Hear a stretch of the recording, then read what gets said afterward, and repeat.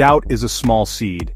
It can be planted by a harsh word. It can be planted by a long silence. It can be planted by a closed door. We all have a garden inside of us, and sometimes, without even noticing, we let these seeds of doubt take root. They grow in the dark corners of our hearts, their vines wrapping around our hopes and dreams, squeezing them tight. We start to believe the whispers they tell us. You can't do it. It's impossible. There is no way out. It is a quiet, lonely feeling, this doubt. It feels like the truth. It feels heavy, like a stone we must carry alone on a long, winding road with no end in sight. We are all born with a capacity for belief. As children, we believe in magic, we believe in stories, we believe a scraped knee can be healed with a simple kiss. But life happens. The world shows us its sharp edges, we see disappointment, we experience loss. And slowly that natural, easy belief gets chipped away. We learn to be cautious, we learn to expect the worst. We build walls around our hearts to protect them, but these walls also keep the light out. Doubt becomes our shield, but it is a shield that prevents us from seeing the miracles waiting just on the other side. It is a very human thing to do. But what is faith, if not a rebellion against doubt? It is the decision, a conscious choice, to look for the light, even when the room is dark. It is not about ignoring the problems. It is not about pretending the challenges are not real. Instead, it is about holding on to a different kind of possibility. It is the quiet voice that answers the whispers of doubt. It says, maybe. It says, what if? It says, just wait. Faith is the gentle hand that pulls the weeds of doubt one by one, making space for something new, something beautiful, to grow in their place. It is a muscle we must choose to exercise. This is a story about that choice. It is a collection of small moments, simple lives, and ordinary people who found themselves standing at a crossroads. On one path was the familiar weight of doubt, on the other was the fragile, uncertain light of faith. They were not saints, they were not heroes. They were people like you, people like me. They were filled with fear and uncertainty. But in a moment of desperation, they chose to lean into belief. They chose to whisper a prayer into the wind. And in doing so, they opened the door to miracles they never thought possible. Their stories are a reminder. They are a promise. Maria was a single mother of 2 small children. Her life was a constant calculation. How much for rent? How much for the electric bill? How much for bus fare? She worked long hours cleaning offices, her hands raw from the strong chemicals, her back aching from the endless mopping and scrubbing. One Tuesday she came home, exhausted, and opened her pantry. It was nearly bare. A half-empty box of pasta, a can of beans, a little rice. Her paycheck was still 3 days away. Her children, playing on the floor, were starting to talk about being hungry. A cold knot of panic tightened in her stomach. Doubt, cold and sharp, whispered in her ear, "You have failed them." She sat at her small kitchen table, her head in her hands. She had no one to call. Her family lived far away, and they had struggles of their own. Her friends were in the same boat, barely making ends meet. It felt like she was on a tiny island, and the water was rising all around her. What could she do? The question echoed in the empty room. There was no answer. She could feel the tears welling up, hot and stinging. It was the kind of despair that feels final, a wall with no doors. She looked at her children, their innocent faces full of trust, and her heart broke. She had to do something, she just didn't know what. In that moment of complete helplessness, she remembered something her grandmother used to say, "When you have nothing left, you still have your faith." Maria had not prayed in years. Life had been too busy, too hard. It felt silly talking to an empty room. But what other choice did she have? She closed her eyes. She did not ask for a miracle. She did not ask for a feast. Her prayer was simple, a quiet whisper from a tired heart. "Please," she said, "just a little help. Just enough for my children. Please." She said it over and over, the words a small, fragile shield against the rising tide of her fear. An hour later, there was a knock on the door. Maria opened it to find her neighbor, Mrs. Gable, an elderly woman she usually only said a quick hello to. Mrs. Gable was holding 2 large grocery bags. "Maria," she said, her voice kind, "I have no idea why, but I made way too much stew tonight, and I bought all these extra groceries by mistake. My old eyes, you know. I was just wondering if you could possibly help me by taking some of this off my hands." The bags were filled with bread, milk, vegetables, and a warm container of homemade stew. Maria stared speechless as tears streamed down her face. They were not tears of sadness anymore. Frank was a mechanic. He had grease under his fingernails and a kind heart. His small garage was his whole life, the business his father had left him. But times were tough. A new, flashy auto repair chain had opened up down the street and it was taking all his customers. Frank was on the verge of losing everything. The bank had sent a final notice. He had 1 month to pay off a large loan, or they would foreclose on the garage. The weight of it all sat on his chest, making it hard to breathe. He would walk through the empty garage, the silence of the unused tools echoing his failure. Doubt was his constant companion. It told him he was not good enough. He looked at the photograph on his desk. It was of him and his father, standing proudly in front of the garage on the day it opened. His father had always said, "This place is built on honesty and hard work, Frankie, that's all you need." But it didn't feel like enough anymore. He felt like he was letting his father down. He had tried everything. He had lowered his prices. He had put up flyers. Nothing worked. The debt was a mountain, and he was just one man with a toolbox. He felt the crushing despair of a dream dying and he didn't know how to save it. He was lost. One evening, as he prepared to lock up the empty shop, he fell to his knees. He was not a particularly religious man, but he was a desperate one. He rested his forehead against the cold concrete floor, the smell of oil and gasoline filling his senses. "I don't know who is listening," he whispered into the dusty air, "but I've done everything I can. I've worked hard. I've been honest. I'm about to lose it all, my dad's legacy, everything. If there's any help to be had, I need it now. I'm putting this in your hands because I can't carry it anymore." It was a prayer of surrender, a final desperate plea. The next morning, a man in a fancy suit pulled up in a vintage car that was sputtering and smoking. "I was just passing through," the man said. "My regular mechanic is on vacation and this old girl is my baby. Can you help?" Frank spent the entire day working on the car. He found a problem that 3 other mechanics had missed. He was honest about the cost, charging a fair price. The man was incredibly impressed. "You know," the man said as he paid the bill, "I'm a journalist for a classic car magazine. I think I have a story to write." A month later, a feature article appeared about the humble, honest mechanic who could work magic. The phone started ringing, and it never stopped. Sarah had lost her wedding ring.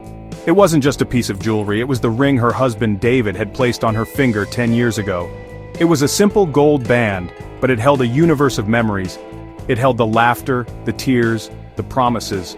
She had been gardening, her hands deep in the cool soil, and when she came inside to wash up, her heart dropped. Her finger was bare. Panic seized her. She and David had searched for hours, sifting through the dirt, crawling on their hands and knees through every inch of the yard. Nothing. As the sun began to set, casting long shadows across the lawn, a heavy sense of hopelessness settled over her. Doubt crept in, a cruel and mocking voice. "It's gone forever, you were careless, you lost the most important symbol of your love." She watched David, his face etched with worry, still searching with a flashlight long after she had given up. The lost ring felt like a bad omen, a crack in the foundation of their life together. She sat on the back steps, the cool night air doing little to calm the frantic beating of her heart. How could something so small create such a big, empty space? It was just an object, she told herself, but it didn't feel that way. It felt like a piece of her soul was missing out there in the darkness. She remembered a story her mother told her about Saint Anthony, the patron saint of lost things. It seemed foolish, a silly superstition from another time. But as she watched David's light bobbing in the dark, she felt a surge of desperation. She closed her eyes and offered a simple, silent plea, not a demand but a whisper of hope. "Please," she thought, directing her words to whoever or whatever might be listening, "I know it's just a thing, but it means so much. Please help us find it. Please just let it come back to us." It was a tiny act of faith in a sea of despair, a little flicker of light against the overwhelming darkness. The next morning Sarah was making coffee, her heart still heavy. She looked out the kitchen window and saw a flash of gold. A blue jay had landed on the bird feeder, and in its beak was something shiny. It pecked at the object, then dropped it. The tiny object fell to the ground below. Her heart leaped. She ran outside, her feet bare on the damp grass. And there, lying in a patch of clover right beneath the feeder, was her ring. The bird must have seen it glittering in the dirt and picked it up. It was impossible. It was a miracle. She picked it up, the gold warm from the morning sun, and slipped it back on her finger. It was home. The words from the doctor felt like a punch to the gut. "The tests show a serious problem," he had said, his face grim. For Mark, a man who prided himself on being strong and healthy, the diagnosis was a shock. He was a runner. He ate salads. He had never spent a day in the hospital. Now he was facing a long and difficult treatment with no guarantee of success. The world suddenly shifted, the colors fading to gray. Doubt became his shadow, following him everywhere. It whispered to him in the middle of the night, "It's over, your life is over." The fear was a physical thing, a cold weight in his chest. His wife, Emily, refused to give in to the despair. While Mark saw only the grim statistics and the scary medical terms, she saw a different path. She filled their home with books about hope and healing. She talked to friends who had been through similar battles. She researched healthy foods and alternative therapies. But most of all, she prayed. Her faith was not loud or showy. It was a quiet, steady flame in the middle of a storm. "We have to believe," she would tell Mark, her hand resting on his. "We have to hold on to hope. The doctors do their part, and we do ours." Mark wanted to believe her, but the fear was too loud. The treatment was grueling. Mark grew weak and his spirit faltered. There were days when he wanted to give up, to just let the illness win. On one of his darkest days, when the pain was almost unbearable, Emily sat by his bed and read to him. She wasn't reading from a medical journal. She was reading from a simple book of inspirational stories. One story was about a man who visualized his body healing, picturing the medicine as a powerful army fighting for him. It sounded silly to Mark, but he was desperate. That night, as the chemo dripped into his vein, he closed his eyes and tried it. He pictured an army of light flooding his body, chasing away the darkness. He did this every single day. It became his ritual, his private act of faith. It was a small thing, but it gave him a sense of control in a situation where he had none. It shifted his focus from the fear to the hope of healing. Months went by. It was time for a new set of scans to see if the treatment was working. Mark and Emily sat in the doctor's office holding their breath. The doctor walked in, a strange look on his face. He held up the scans. "I have to be honest," the doctor said, a smile slowly spreading across his face. "In all my years, I've rarely seen a response this dramatic. It's remarkable. Whatever you're doing, keep doing it." The family farm had been in the Thompson family for 4 generations. It was more than just land and buildings. It was their history, their identity. But they were facing a drought. The sky had been a pitiless, empty blue for months. The crops withered in the fields. The earth cracked open like a dry wound. The bank was calling, threatening to take the farm that had been their whole world. Old Man Thompson, the patriarch of the family, would stand on his porch every evening, looking out at his dying fields. His shoulders slumped with the weight of it all. Doubt was a dust storm, choking the hope out of him. His granddaughter, a young woman named Chloe, had just returned from college. She saw the despair in her grandfather's eyes. She saw the worry etched on her father's face. The family was starting to talk about selling. They were talking about giving up. But Chloe remembered the stories her grandmother used to tell, stories of how the family had survived floods, blights, and depressions. The secret, her grandmother had said, was that they never lost faith. They always believed that help would come. Chloe refused to let that legacy of belief die with her generation. She decided they needed to do something. She called a family meeting in the old barn. "We can't just sit here and wait for the end," she said, her voice ringing with a conviction she didn't know she had. "We need to act like we believe the rain is coming. We need to prepare the fields. We need to have faith." Her grandfather scoffed. Her father looked away. It seemed like a fool's errand, wasting their energy on a dead crop. But Chloe persisted. She went out into the fields herself, day after day, tending to the withered plants as if they were healthy, praying for a sign, for even a single drop of rain. Her solitary act of faith was a strange sight against the backdrop of the dying farm. Slowly, her younger brother joined her, then her mother.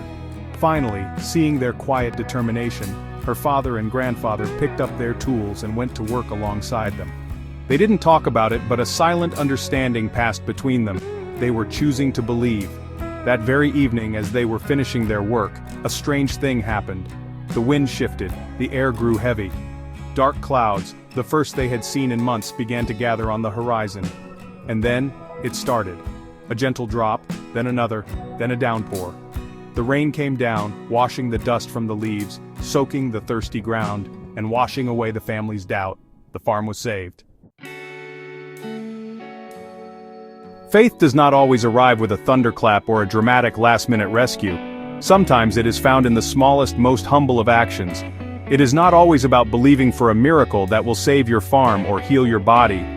Sometimes faith is simply the act of getting out of bed in the morning when a heavy sadness tells you to stay hidden under the covers. It is the choice to smile at a stranger when your own heart is aching.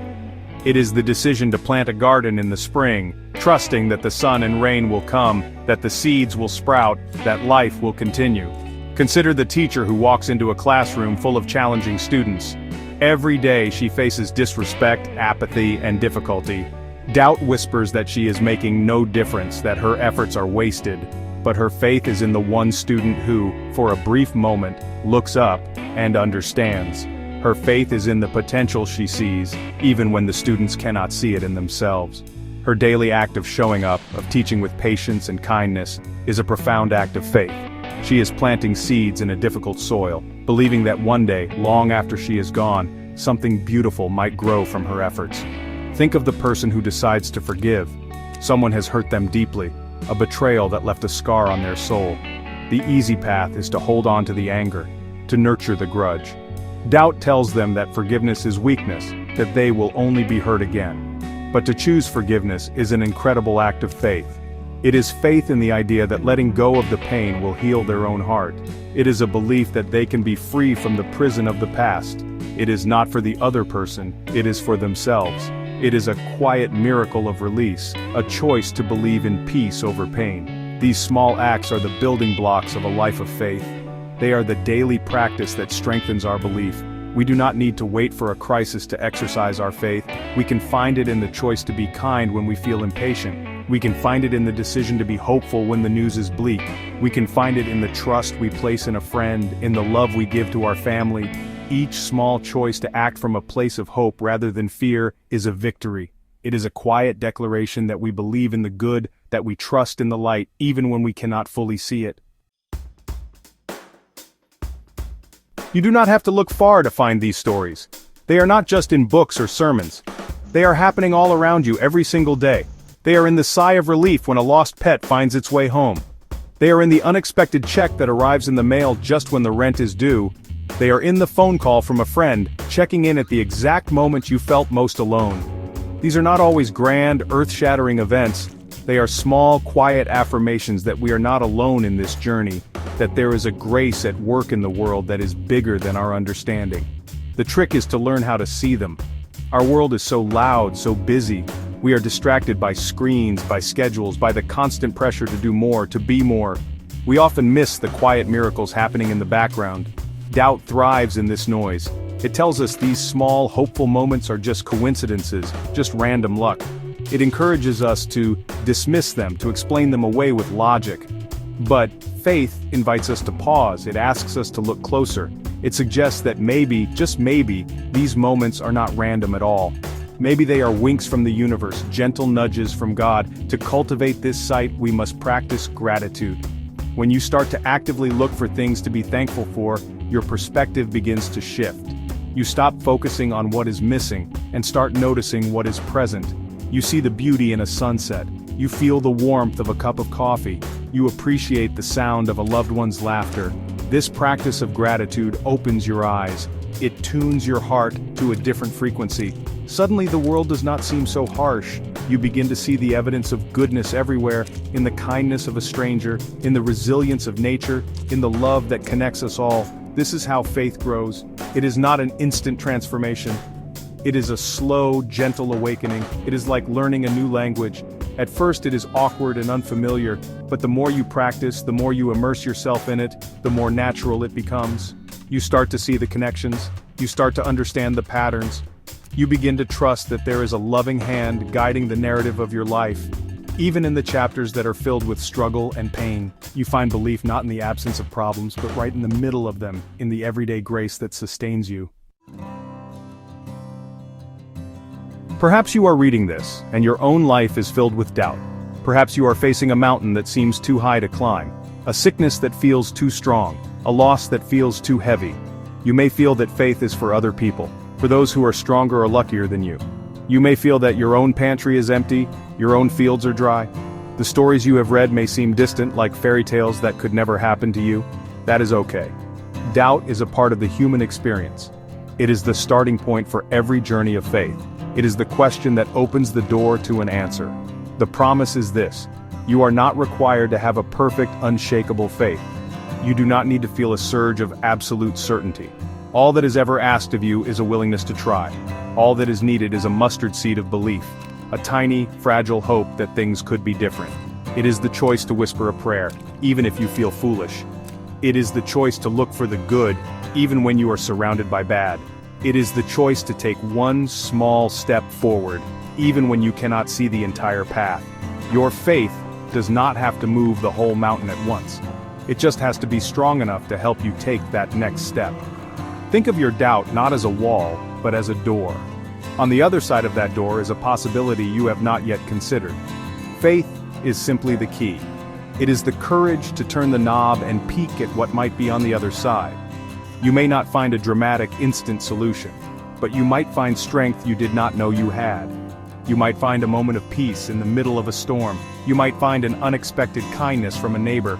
You might find a glimmer of light in the darkness. These are the miracles that sustain us. These are the moments that rebuild our belief piece by piece. So, be gentle with yourself. Your journey is your own. The path to overcoming doubt is not a race. It is a slow walk, taken one day at a time. Start small. Look for the little miracles in your everyday life. Acknowledge them. Give thanks for them. Let these small moments be the kindling for your fire of faith. And know this, you are capable of amazing things. You are stronger than you think, and you are never, ever truly alone. Believe that, just for a moment, and see what happens. The greatest miracle of all might just be the discovery of the hope that has been inside you all along, waiting patiently for you to find it.